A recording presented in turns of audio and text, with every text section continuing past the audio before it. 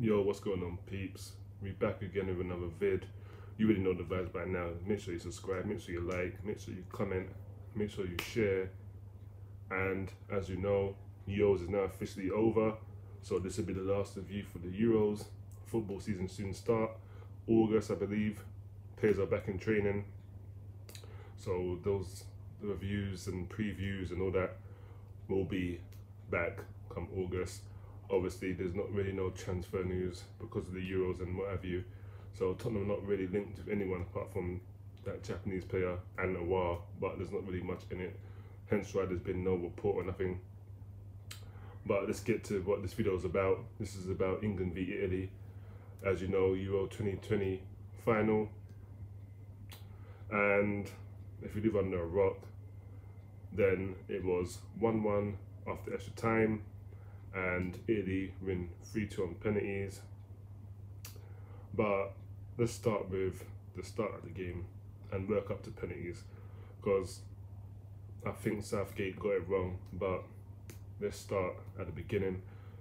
Kick off, England looking threatening at the start, looking more likely, looking dangerous, exploiting the rings, the wide areas of the Italian defence. Shaw, Trippier, gallons of acres of space.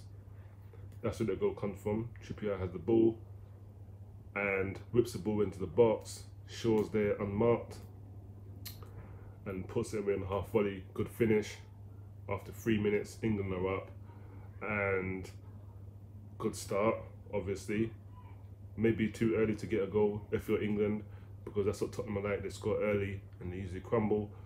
But you think, okay, they've got an early goal. They're battering this Italian defence. They can't keep up. Emerson can't keep up. And Di Lorenzo on the right is having a long day up against Luke Shaw. So you think, okay, England's going to kick on. They know they've got Bonucci and Chiellini in defence, and they're aging, not quick. So now we're going to get Sterling running behind, causing problems. But it was the total opposite. They took the lead, and after 20-30 minutes, I say England were looking decent. They just sat off and they allowed Italy to get back in the game. And around the 40th minute mark, you're thinking, okay, this is getting to half time with this lead, because they've just thrown away all the momentum and given it, and you can see the shift going slightly into Italy's favour. So you're like, okay, let's just get to half time, let's just see it out. And half time, we regroup, rethink, and come out and change, because we can't play like this in the second half. We cannot start the second half the way we're ending the first. But of course, come out, no changes, exactly the same. Italy's looking dangerous, keeping the ball, knocking it about, even though not really causing any real problems, but they are definitely holding the ball, and you can see in a matter of time they're gonna penetrate, and this defense is just gonna crumble and it's gonna burst. And then 55 minutes in or so, you see Mancini, he's making changes, attacking changes. He's taking off their striker Mobley and he's bringing on I can't remember his name now, but they're bringing on attacking players, put it that way, to play false. Then they've got Insigne going into the false 9 position, and they're just bringing on attacking players. And Southgate finally brings on Saka, takes off Trippier, probably a bit late, but not too bad, around 60 minutes, 65 minutes, brings him on. He does, to be fair, make a difference. He does give you what Trippier's not going to give you. He's going to run at defenders and what have you, and he's going to be direct, and he was. But the England team just weren't really on his type of time. They weren't on the same page. No one was really eager to do anything.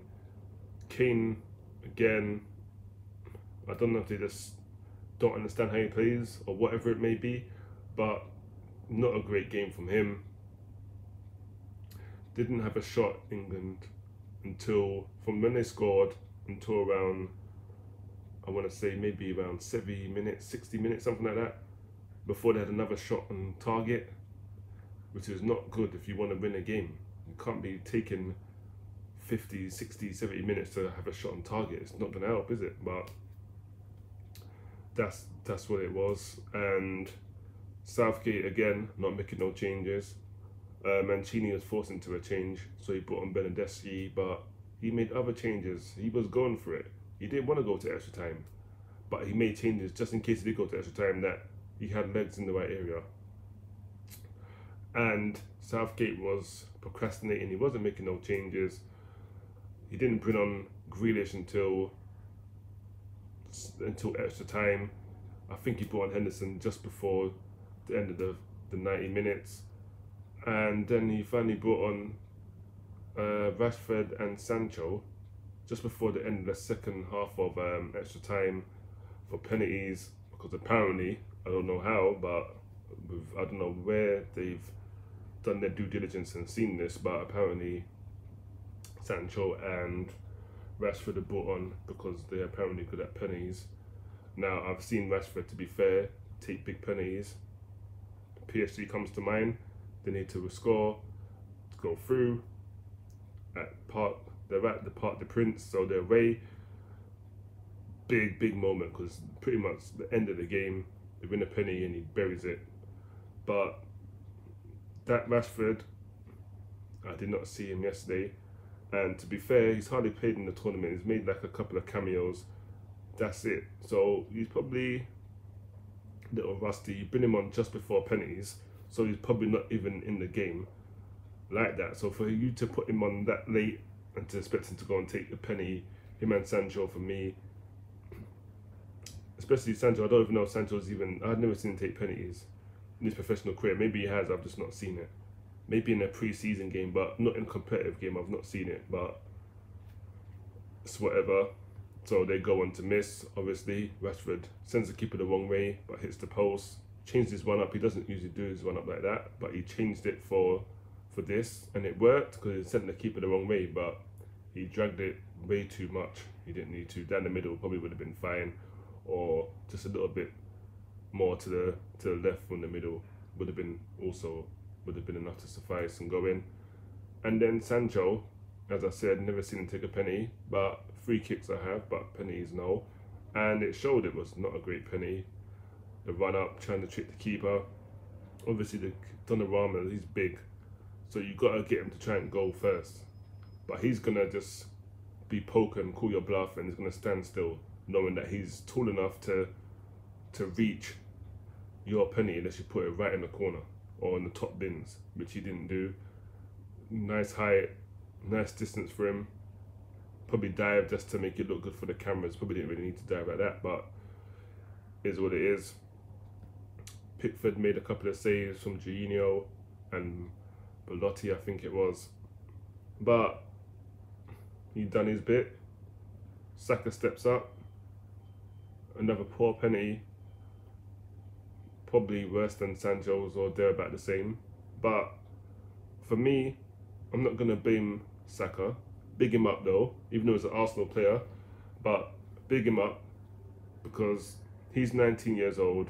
He stepped up to take the 5th penalty, which is an important one. They need to score to go to get through to sudden death, so they had to score or they're out. He stepped up, and bear in mind, he's never taken a penalty for his club or his country before yesterday, but he decided to go and step up and take that penalty. Now, he missed, and he was obviously heartbroken because he's young. He's tried to put all that pressure on him, and it backfired. And for me, those senior players and Southgate are all accountable. Harry Kane as the captain and Southgate as the manager just said to him, whoa. No. This is a big penalty. You've never taken a penalty. I get you want to take one, but you're not taking this one. If anything, they should have made him go first or second. Not Harry Kane. He should have been taking that 5th penalty. Saka, Sancho, and them man should have went early on. Making them go toward the end, for me, when it's crucial. Actually, Rashford, not too bad. He went like second. He missed, not bad. But Sancho and especially the Saka one, Saka definitely should have been early on, round the first round or second round of penalties. So if he does miss, then there's still a kind of chance for you to pull it back. But when you need to score, it's too much pressure. And for me, Harry Kane and Southgate should have stood up and said, you're not taking it, or you're going to go earlier. And they should have let Grealish step up, or Sterling, Stones, Luke Shaw, any of those men that were on the pitch. They should have been taking it and taking it by the scruff of the neck and putting that pressure on them. What's his name? Jack Grealish, captain of Aston Villa. He's been through championships, promotions. He knows what the pressure's like. He should have stepped up. Instead of letting the 19-year-old kid go out there and take all that weight and pressure, and then what happens? No sooner than he kicks the ball, you know what's going to happen. Yep, you guessed it. The racial abuse kicks off immediately. Now, I said if it went to penalties, they would lose. And to be honest, I was hoping that they would score because I knew what would happen if they missed. The black players, I knew it. You can see it. Stevie Wonder can see it. And to be fair, Saka's young, Rashford's young as well. If he gets over 23, and so is Sancho. He's young as well. He's around 22, 21, something like that. So he's young as well. And to miss a penalty in that game is sad enough. But you're gonna get racially abused by fans that are probably cheering if you scored. But because you don't score now, they want to racially abuse you, and nothing will ever happen to them because they had him behind the laptop like pussies. So nothing's gonna happen to them. Absolute bunch of melts. Absolute dickhead. And the Prime Minister, all he can say is they should be ashamed. Not you will be held accountable. If we find out who you are, you're going to be going to jail. It's a hate crime, whether you want to say it or not. You're being racist. You're attacking someone on social media. Should be done as a hate crime, and you should be going to jail. Obviously, I'm not saying you should go for like 10 years, but you should definitely be serving jail time. I'm saying at least 3 to 6 months in jail, easy. Make these men think, whoa. Because a lot of them are kids, and they ain't built for that. So you're like, well, okay, if we're getting jail time, or youth offenders and all that, you might see it cut down. But because they know nothing's gonna happen, they just make a new account and they move. They don't give a shit. You need to start putting jail time on it.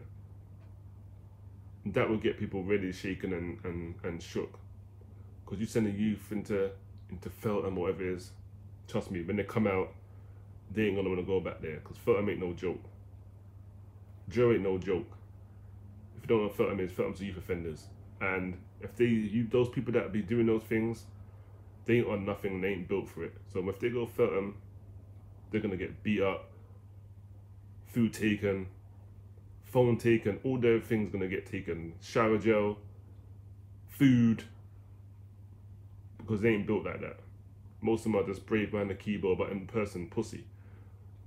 But it is what it is. It ain't coming home. It's going to Rome. And based on the game, probably fair result. England didn't do nowhere near enough to kill the game off when they took the lead. They sat back, done a Tottenham, and obviously now they paid the ultimate price and they've lost the final, which has taken them 55 years to reach another one. And World Cup's next year, but playing like that and under Southgate, I don't see them progressing to the final again. He wasn't brave enough. He was too complacent, and you could see it was a cagey game. And he didn't say, you know what, I'm gonna go for it. I'm gonna put on this, I'm gonna do this change. I'm gonna put on Sancho, I'm gonna get Mount off, whatever. He didn't do it.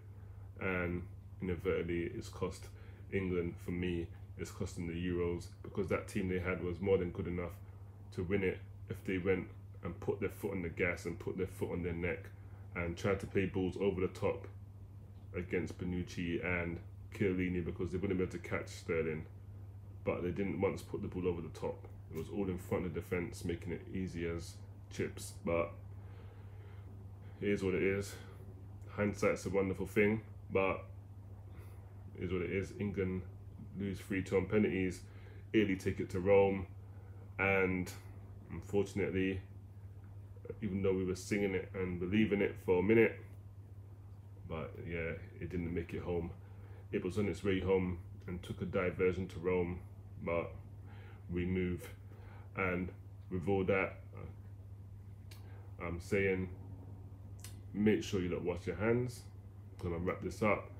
Make sure you don't keep your distance. Only another week or so, come 19th, some of the rules will be lifted. So just hold on a little longer, and of course, wear your damn mask. Obviously, for us England fans, it's a hard one to take, but they've done well to get there in the first place. Apart from the German game, they had a pretty much easy route to the final, and at least they made it and didn't bottle it. So give them credit. But for me, Southgate got it wrong when it mattered the most, and obviously we're going out sad. But enjoy the rest of your Monday, whatever you're doing. If you're gonna drink, do it responsibly. And big up all the subscribers, and everyone, all the England fans, the players, whatever, staff, even Southgate, because he did make it. Even though you got it wrong in the final, before that on the way, you got it pretty much right. So big him up as well, and big up everyone inside. And until the next vid, I'm out of here, peeps. Enjoy the rest of your day, and I'm out. Peace.